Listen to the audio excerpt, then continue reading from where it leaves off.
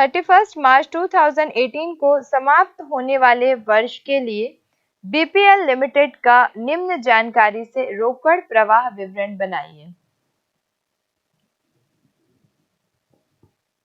31 मार्च 2018 को समाप्त होने From the following information, prepare cash flow statement in the books of BPL Limited for the year ending 31st March 2018.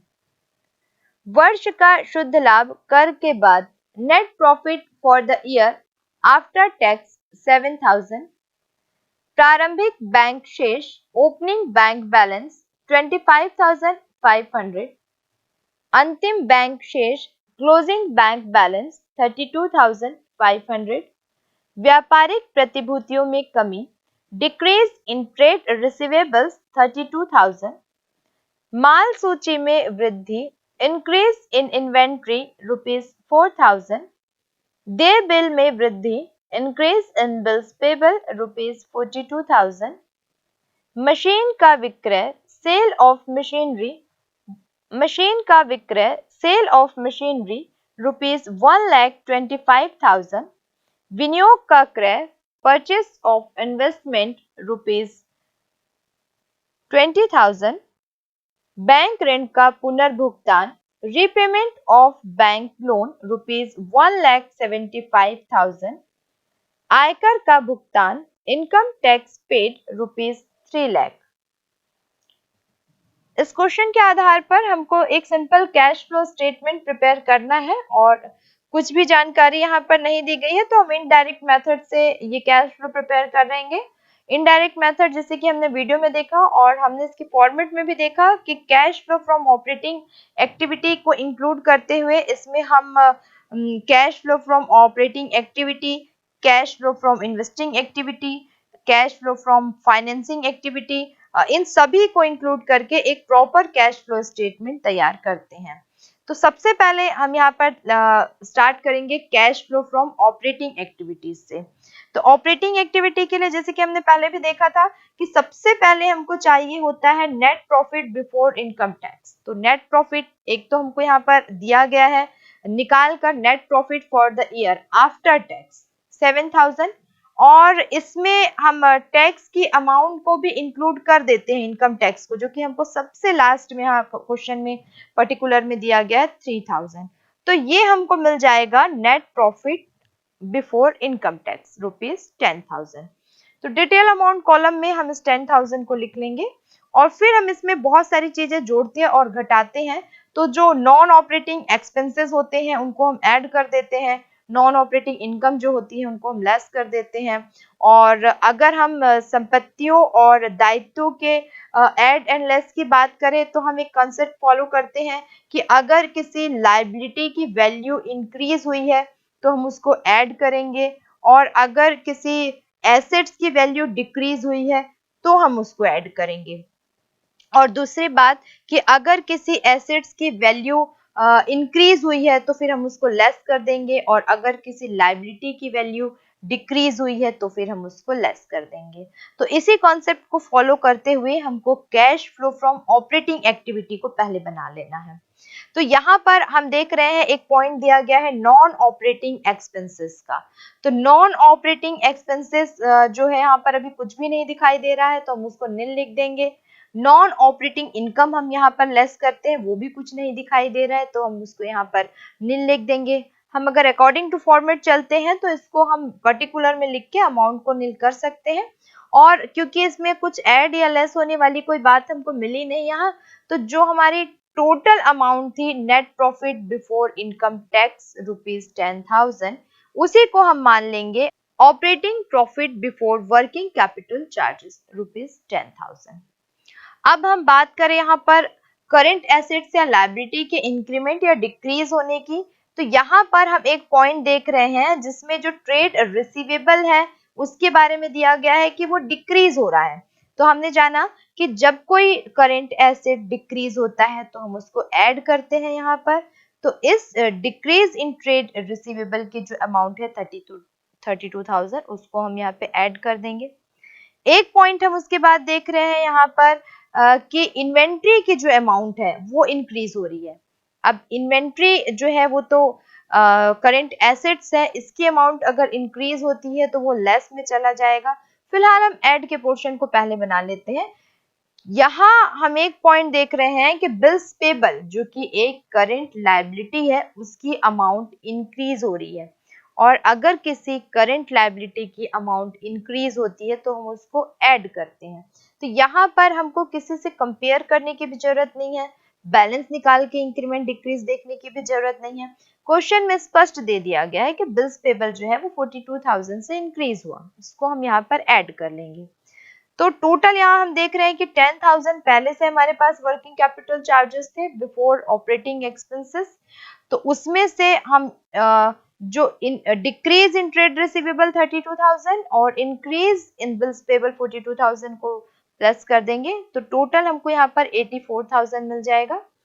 इसमें हम देख रहे हैं यहाँ पर कि एक तो दिया गया है इन्वेंट्री। इन्वेंट्री जो है एक हमारी करंट एसेट्स है, और करंट एसेट्स की वैल्यू इंक्रीज हो रही है, यानी कि 4,000 इंक्रीज हो रहा है, तो इसको हम यहाँ पे लेस कर देंगे। तो 84,000 माइनस 4,000, तो ये हो गया 80,000। अब एक पॉइंट हमको यहाँ पर दिखाई दे रहा है इनकम टैक्स। जैसे कि हमने जब cash flow from operating activity बनाई थी तो फॉर्मेट में हमने देखा था कि अगर कोई इनकम टैक्स पेड यहाँ पर रहता है तो लास्ट में हमको उसको फिर से माइनस कर देना होता है। तो हम इसको माइनस कर देंगे 3,000 को, तो टोटल हमारे पास जो अमाउंट आएगी वो कहलाएगी net cash generated from operating activities. 77,000 हमने यहाँ पर फाइंड आउट किया है, और इसको हम नेट अमाउंट कॉलम में डायरेक्ट लिख देंगे। तो ऑपरेटिंग एक्टिविटीज के लिए कैश फ्लो हमने यहाँ पर प्रिपेयर कर लिया। अब हमको चाहिए इन्वेस्टिंग एक्टिविटी। तो इस पूरे प्रश्न में हम देख रहे हैं कि कहाँ कहाँ पर हमको इन्वेस्टिंग एक्टिविटी दिखाई दे रही है। एक तो क्वेश्चन में पॉइंट दिया है कि सेल ऑफ मशीनरी, मशीन के बेचने से कुछ पैसे मिले हैं, ये हमको इन्वेस्टिंग में आ जाएगा। और एक पॉइंट हमको दिखाई दे रहा है परचेस ऑफ इन्वेस्टमेंट, साफ साफ लिखा गया है कि इन्वेस्टमेंट परचेस किया। तो इन्वेस्टिंग एक्टिविटीज में ओवरऑल 2 पॉइंट ही हमको यहाँ पर दिखाई दे रहे हैं, दोनों को हम लिख लेते हैं। Sale of machinery is ₹1,25,000, detail amount में हम इसको लिख देंगे। परचेस ऑफ इन्वेस्टमेंट 20,000, इसको हम डिटेल अमाउंट में लिख देंगे। लेकिन हमको ये ध्यान में रखना है यहाँ पर हम प्लस या माइनस का साइन लगाएं या ना लगाएं, सीधी सी बात है कि एक मशीनरी हमने परचेस की और सीधी सी बात है कि एक मशीनरी हमने सेल की, तो हमारे पास पैसे आए 1,25,000, और एक इन्वेस्टमेंट हमने परचेस कर दिया 20,000 का, तो ये 20,000 हमारे पास से चले गए। तो ओवरऑल हम ये कह सकते हैं कि cash flow from investing activity जो है वो 1,05,000 की है। अगर हम 1,25,000 में 20,000 माइनस करके शो करना चाहें तो।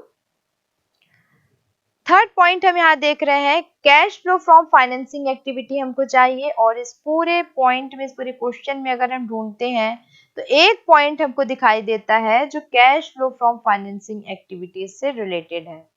ये है रीपेमेंट ऑफ बैंक लोन।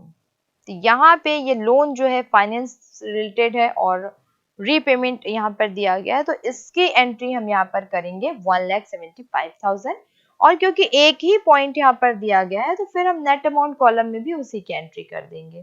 तो ये हमारे पास जो बैलेंस अब आएगा वो कहलाएगा net cash flow during the year. तो हमारे पास 77,000 का net cash generated from operating activity था। उसके बाद सेकेंड हमारे पास 1,05,000 का cash flow from investing activity था, और उसके बाद हमारे पास 1,75,000 का cash flow from financing activity था। और जो cash flow from investing activities है दोनों को हम यहाँ पे प्लस कर देते हैं, और फिर हम इसमें से माइनस कर देंगे cash flow from financing activity. तो हमको जो बैलेंस मिलेगा वो हमारे लिए हो जाएगा net cash flow during the year, और ये हमारा आ रहा है 7,000। अब हमने फॉर्मेट में देखा था कि इसके बाद अगर कोई कैश या कैश इक्विवेलेंट कोई यहाँ पर टॉपिक आता है, कोई पॉइंट आता है, तो उसको हमको यहाँ पर ऐड कर लेना है अगर पॉइंट है तो, अदरवाइज हमको इसको कुछ भी नहीं करना है। तो यहाँ पर हम देख रहे हैं कि एक ओपनिंग कैश बैलेंस हमको दिया गया है 25,500 का, इसको हम यहाँ पर ऐड कर लेंगे 7,000 में। तो ये 32,500 हमको मिल जाएगा cash and cash equivalent balance at end of the year. नीचे दिए गए दो स्थिति विवरण से रोकड़ प्रवाह की गणना कीजिए। देखना है, नीचे दिए गए दो स्थिति विवरण से रोकड़ प्रवाह की गणना कीजिए। From the following balance sheet of 2-year, prepare cash flow statement. First, समता एवं दायित्व, इक्विटी एंड लायबिलिटीज।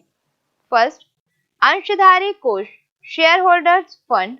ए, अंश पूंजी, share capital for the year ended 31st March 2018 rupees 4,80,000, for the year ended 31st March 2017 rupees 3,75,000।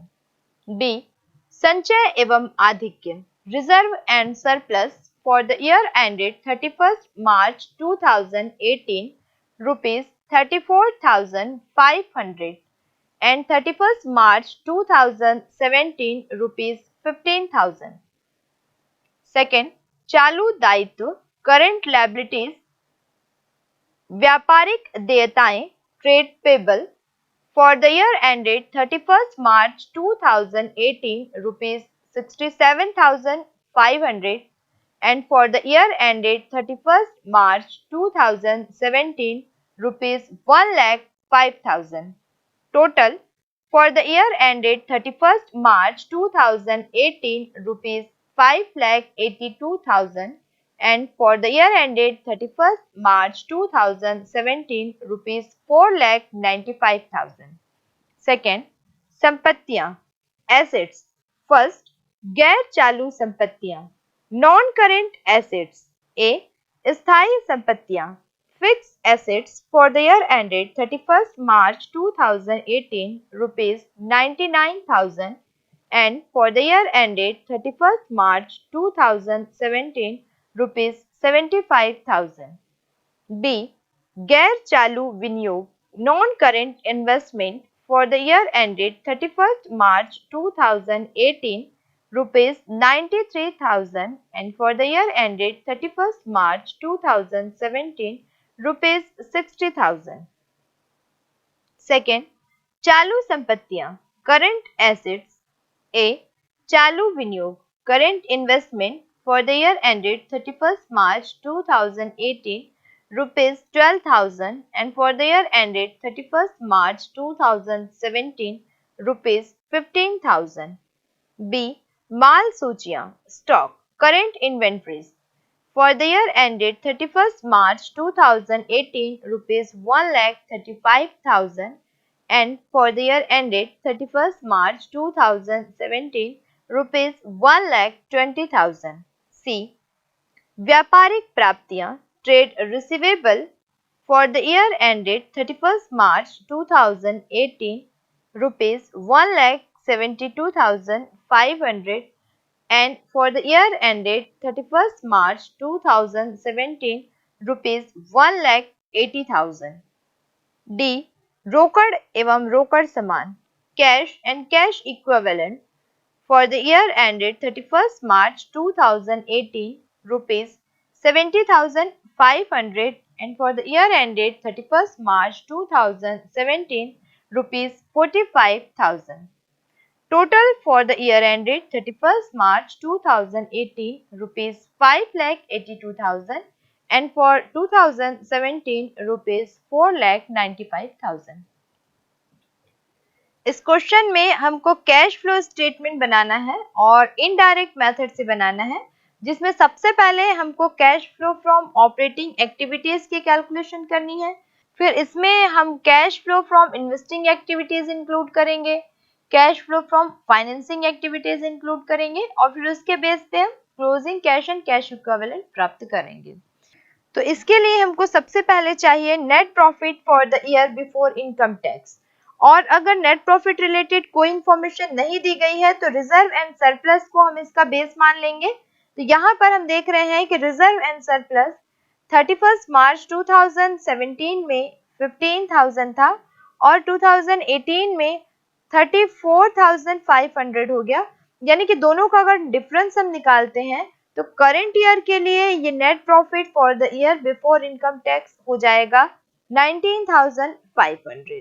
अब क्योंकि non operating expenses है, non operating income से related कोई information यहाँ पर नहीं दी गई है, तो हम इसको ब्लैंक छोड़ देंगे और ये जो 19,500 यहाँ पर टोटल बनता है उसको हम operating profit before working capital charges मान लेंगे।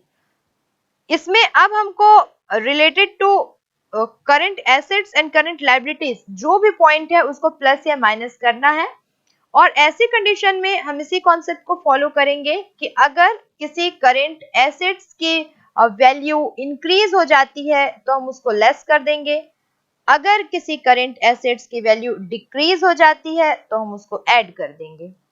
वैसे ही लायबिलिटी के लिए हम फॉलो करेंगे, अगर किसी लायबिलिटी की वैल्यू इंक्रीज हो जाती है तो हम उसको ऐड कर देंगे, और अगर किसी लायबिलिटी की वैल्यू डिक्रीज हो जाती है तो हम उसको लेस कर देंगे। तो यहाँ पर हम देखें तो हमको पता चल रहा है कि एक जो ट्रेड पेबल है, ट्रेड पेबल हमारे लिए लायबिलिटी है और इसकी वैल्यू हम देख रहे हैं कि इस ट्रेड पेबल की जो वैल्यू है ये 2017 में 1,05,000 की थी, जो कि 2018 में डिक्रीज होके 67,500 की हो गई, यानी कि 37,500 इसमें डिक्रीज हुआ है। और क्योंकि ये एक लायबिलिटी है और लायबिलिटी डिक्रीज हो रही है तो इसको यहाँ पर हम लेस वाले पॉइंट में डालेंगे 37,500। फिर हम यहाँ पर देख रहे हैं इन्वेस्टमेंट से रिलेटेड एक जो करंट इन्वेस्टमेंट है वो हम देख रहे हैं कि 2017 में वो 15,000 का था और 2018 में ये 12,000 का हो गया। करंट इन्वेस्टमेंट हमारे लिए करंट एसेट्स है और करंट एसेट्स की वैल्यू यहाँ पर डिक्रीज हो रही है।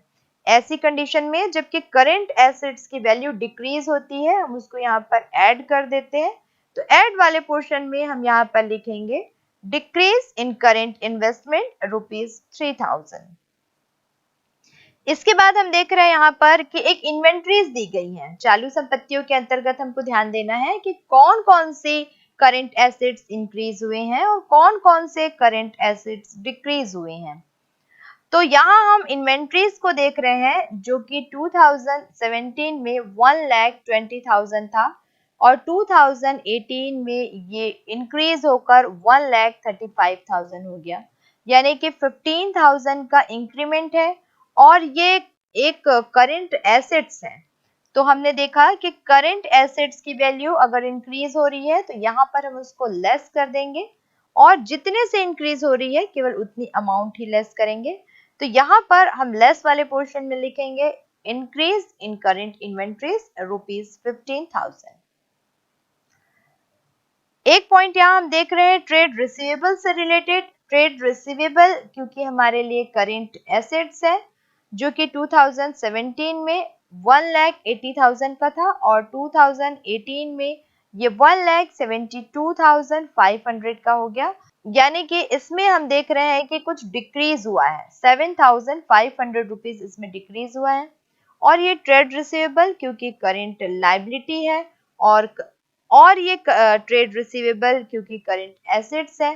करंट एसेट्स अगर डिक्रीज हो जाए तो फिर हम उसको ऐड कर देते हैं, तो इस पॉइंट को हम ऐड वाले पोर्शन में लिख देंगे डिक्रीज इन ट्रेड रिसीवेबल ₹7,500। और अब हम इन दोनों को मिला के देखते हैं कि कितनी अमाउंट हमको मिल रही है। तो यहाँ पर हम कैश को लॉस में देख रहे हैं कि एक तो हमको लॉस हो रहा है, माइनस के पॉइंट ज्यादा है प्लस के कम है, तो cash lost in operating activities यहाँ पर हम बैलेंस देखेंगे 22,500 का बैलेंस हमको यहाँ पर दिखाई दे रहा है। अब हम यहाँ पे कैश फ्रॉम इन्वेस्टिंग एक्टिविटीज कर लें पार्ट बी में। तो बी में हम यहाँ पे देख रहे हैं कि दो चीजें हमको यहाँ पे इन्वेस्टिंग एक्टिविटीज से रिलेटेड दिखाई दे रही हैं। एक तो हमने एक फिक्स एसेट्स परचेस किया हुआ है, यहाँ पर हम देख रहे हैं कि एक फिक्स एसेट्स 2017 में हमारे पास 75,000 का था और 2018 में इसका बैलेंस 99,000 का हो गया, यानी बढ़ गया। इसका मतलब ये है कि करेंट ईयर में हमने 24,000 की एडिशनल फिक्स एसेट्स परचेज की है। 75,000 माइनस 99,000 यानी 24,000 की एडिशनल फिक्स एसेट्स हमने परचेज की है। अब क्योंकि हमने फिक्स एसेट्स परचेज की है यानी कि हम इसको एक इन्वेस्टिंग एक्टिविटी मान सकते हैं। यहाँ हम लिखेंगे परचेज ऑफ फिक्स एसेट्स ₹24,000। उसके बाद हम देख रहे हैं कि एक नॉन करेंट इन्वेस्टमेंट है जो कि 2017 में 60,000 का था और 2018 में 93,000 का हो गया, यानी यहाँ पर 33,000 इंक्रीज हुआ है। तो हम ये मान लेंगे कि हमने एक इन्वेस्टमेंट भी नया परचेज किया है, तो ये भी इन्वेस्टिंग एक्टिविटी के अंतर्गत आ जाएगा और 33,000 हम यहाँ लिखेंगे। तो टोटल ये cash lost on investing activities 57,000 हम आउटर कॉलम में लिख देंगे। अब हमको चाहिए सी यानी कि कैश फ्रॉम फाइनेंसिंग एक्टिविटी। तो फाइनेंसिंग एक्टिविटी के लिए हमको यहाँ पर दिखाई दे रहा है हमने जो शेयर इशू किया है, शेयर कैपिटल जो कि 31 मार्च 2017 को 3,75,000 थी, ये 31 मार्च 2018 में 4,80,000 की हो गई। इसका मतलब है कि करेंट ईयर में ये जो शेयर इशू किए गए हैं वो 1,05,000 के हैं। अब ये जो कैश जनरेट, अब यहाँ पर हम देख रहे हैं कि हमको जो cash generated from financing activities मिल रहा है वो 1,05,000 का है। नेट अगर हम इसकी कैलकुलेशन करें तो ये हम देख रहे हैं कि नेट कैश जनरेटेड आता है हमारा 25,500, यानी कि हम 1,05,000 में से अगर 57,000 को माइनस कर दे तो ये हमको नेट कैश जनरेटेड यहाँ पर मिल जाता है 25,500। और अगर कोई कैश या कैश इक्विवेलेंट पॉइंट हमारे पास है दिखाई दे रहा है तो उसको यहाँ पर हम ऐड कर देते हैं, जैसे कि हमने फॉर्मेट में या वीडियो में भी देखा था।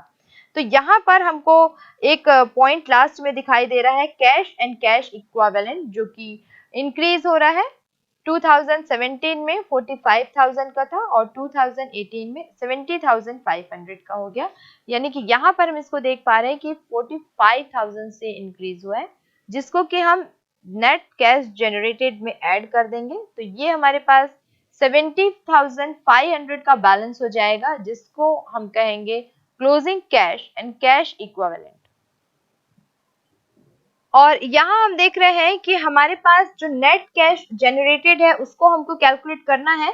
तो हम cash generated from financing activities में से कैश लॉस जो हो रहा है लॉस्ट इन इन्वेस्टमेंट एक्टिविटी और cash lost in operating activity, ये दोनों अमाउंट यानी 22,500 और 57,000 इन दोनों अमाउंट को हम माइनस कर देंगे तो हमको यहाँ पर बैलेंस मिल जाएगा नेट कैश जनरेटेड ₹25,500।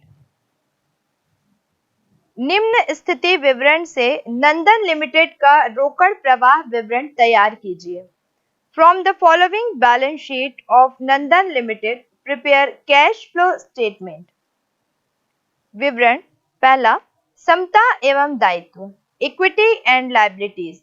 फर्स्ट, अंशधारी कोष शेयर होल्डर्स फंड ए, अंश पूंजी share capital for the year ended 31st March 2018 rupees 80,000 and for the year ended 31st March 2017 rupees 80,000।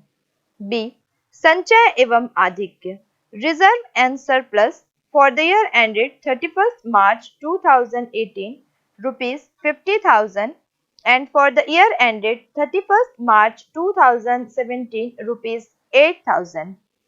Second, गैर चालू दायित्व नॉन करेंट लायबिलिटीज, दीर्घकालीन ऋण long term borrowing 10% debenture for the year ended 31st March 2018 rupees 30,000 and for the year ended 31st March 2017 rupees 20,000। Third, चालू दायित्व current liabilities ए, व्यापारिक देयताएं trade payables for the year ended 31st March 2018 rupees 14,400 and for the year ended 31st March 2017 rupees 28,000।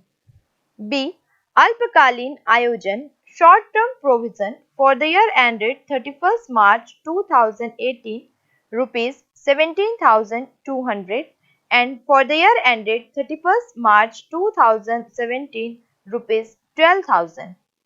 Total for the year ended 31st March 2018, rupees 1,91,600, and for the year ended 31st March 2017, rupees 1,48,000.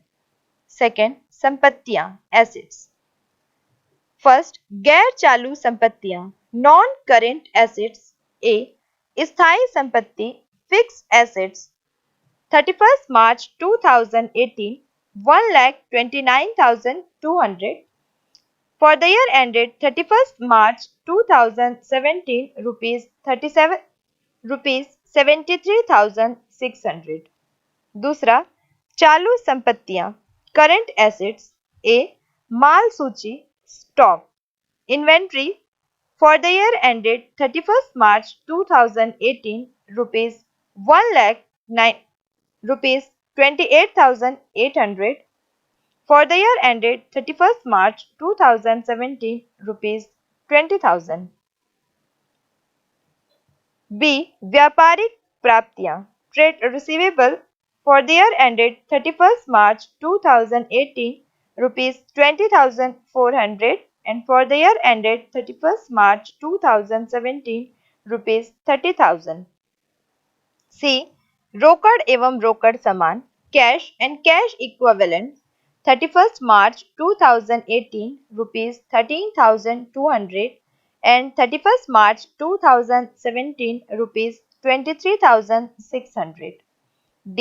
अन्य चालू संपत्तियां other current assets for the year ended 31st March 2018, rupees nil, and 31st March and for the year ended 31st March 2017, rupees 800. Total for the year ended 31st March 2018, rupees 1,91,600, and for the year ended 31st March 2017, rupees 1,48,000.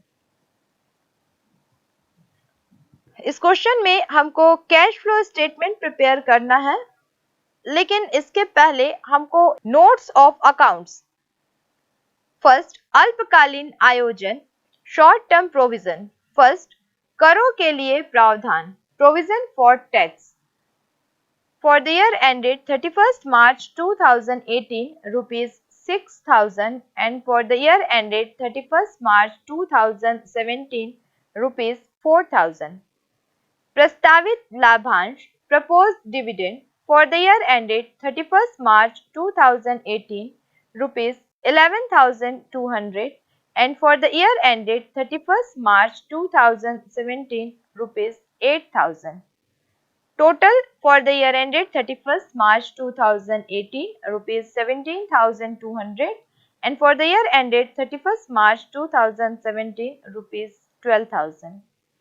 Second, स्थायी संपत्तियां fix assets संचित हास minus accumulate स्थायी संपत्तियां fix assets for the year ended 31st March 2018, rupees 1,50,000, and for the year ended 31st March 2017, rupees 88,000. संचित हास minus accumulated depreciation rupees for the year ended 31st March 2018, rupees 20,800, and for the year ended 31st March 2017, rupees 14,400. Total for the year ended 31st March 2018, rupees 1,29,200, and for the year ended 31st March 2017, rupees 73,600. इस question में हमको एक cash flow statement prepare करना है। तो cash flow statement के लिए एक तो हमको cash flow from operating activities चाहिए, जिसके बेस पे हम net profit before working capital change निकाल पाएंगे and net cash generated from operating activities निकाल पाएंगे। उसके बाद हम इसमें लिखेंगे cash flow from investing activities और इसमें हम शामिल करेंगे cash flow from financing activities, और फिर इनके बेस पे हम net decrease in cash and cash equivalent calculate कर लेंगे और साथ में हम closing balance of cash and cash equivalent की कैलकुलेशन कर लेंगे।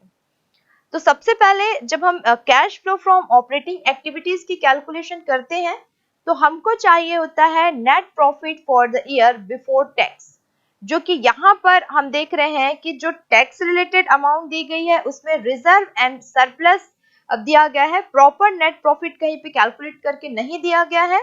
तो रिजर्व एंड सरप्लस के बेस पे हम यहाँ पे net profit for the year before tax calculate कर लेंगे, जो कि 2017 में 8,000 का था और 2018 में 50,000 का हो गया। यानी कि हम ये मान लेंगे कि करंट ईयर में 42,000 जनरेट हुआ है net profit for the year before tax. फिर हमको इसमें ऐड एंड लेस करना होता है, नॉन ऑपरेटिंग एक्सपेंसेस हमको ऐड करना है और नॉन ऑपरेटिंग इनकम हमको लेस करनी है, जो कि जिसके बारे में क्वेश्चन में कोई भी इंफॉर्मेशन नहीं दी गई है, तो हम उसको यहाँ पर नील लिखेंगे और 42,000 की ही अमाउंट को हम operating profit before working capital charges मान लेंगे।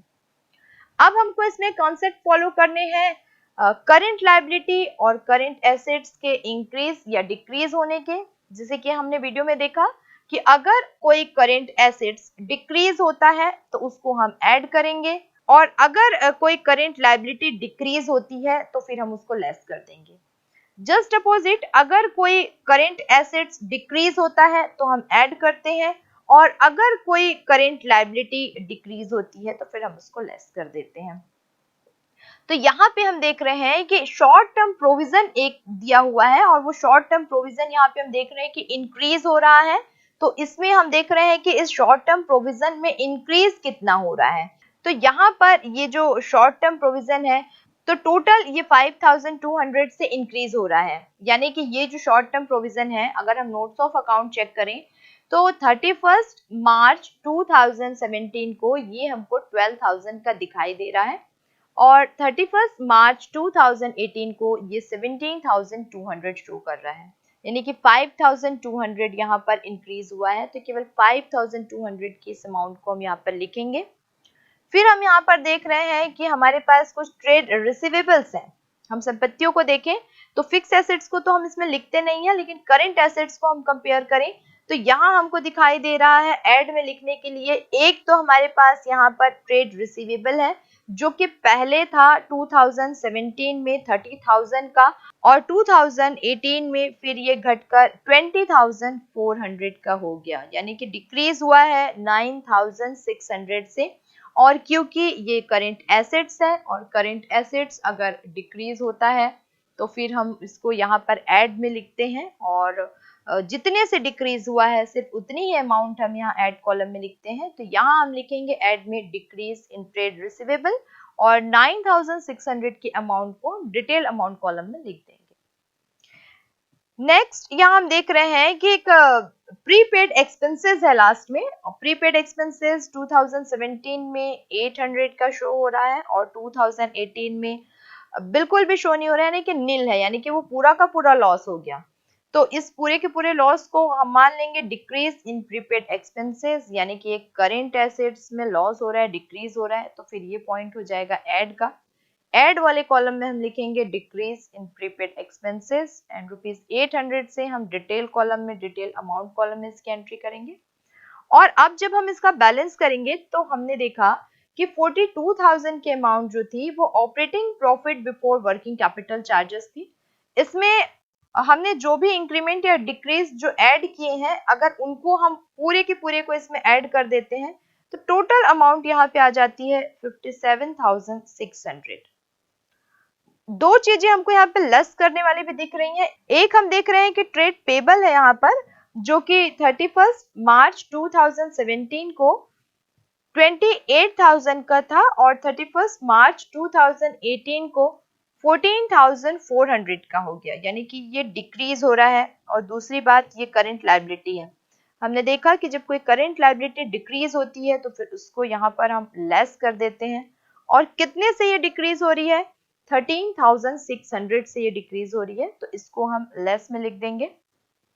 इन्वेंट्री हमको यहाँ पर एक दिखाई दे रही है। इन्वेंट्री को हम देखें तो ये भी डिक्रीज हो रही है क्योंकि 2017 में ये इन्वेंट्री थी 20,000 की और 2018 में ये इन्वेंट्री थी 28,800 की, यानी कि 8,800 से ये डिक्रीज हो रही है। तो इसको हम लिख देंगे लेस में। तो ओवरऑल ये हम अगर पूरी अमाउंट लेस वाली एक साथ इसमें से माइनस कर देते हैं तो ये हमको मिल जाएगा net cash generated from operating activities ₹35,200। ये तो हमने cash flow from operating activities calculate कर ली। अब सेकंड हमको चाहिए cash flow from investing activity. तो हम इस पूरे क्वेश्चन में देखते हैं कि इन्वेस्टमेंट से रिलेटेड कहीं कोई पॉइंट दिया गया है क्या। तो यहाँ पर हम देख रहे हैं कि एक फिक्स एसेट्स जो हमारे पास 2017 में 73,600 की थी, वो 2018 में 1,29,200 की हो गई। यानी यहाँ पर 55,600 की अदर फिक्स एसेट्स हमने और परचेस की है करेंट ईयर में।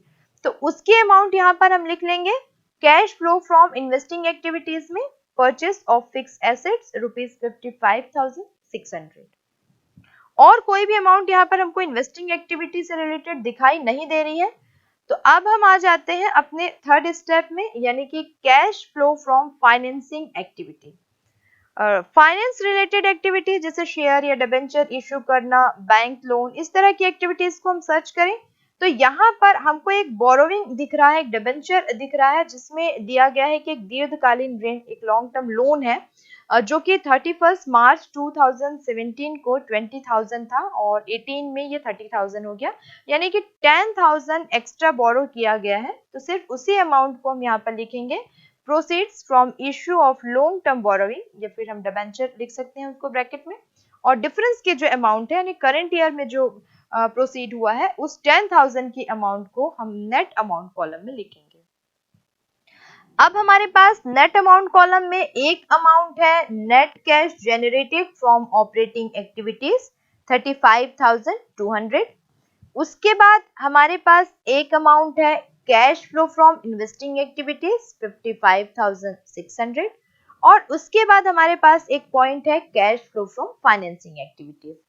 अब यहाँ पर हम net decrease in cash and cash equivalent को अगर कैलकुलेट करें तो यहाँ पे ये हमको दिखाई दे रहा है, तो ये हमको दिखाई दे रहा है कि 2017 में ये कैश एंड कैश इक्विवेलेंट 23,600 का था और 2018 में ये 13,200 का हो गया, यानी कि यहाँ पर ये डिक्रीज हुआ है 10,400 से। तो इसके अमाउंट को यहाँ पर हम लिख लेते हैं और उसके बाद हम इसमें ऐड कर देते हैं cash and cash equivalent beginning of the year. तो ये हम देख रहे हैं कि cash and cash equivalent beginning of the year 23,600 था और अब अगर हम कैश एंड कैश इक्विवेलेंट की क्लोजिंग बैलेंस कैलकुलेट करें तो हम देख रहे हैं कि दोनों का हम डिफरेंस निकाल लेते हैं। तो 13,200 जो कि हम चेक करके भी देख सकते हैं संपत्तियों के अंतर्गत दिया गया है कि कैश एंड कैश इक्विवेलेंट 2018 में 13,200 से शो हो रहा है।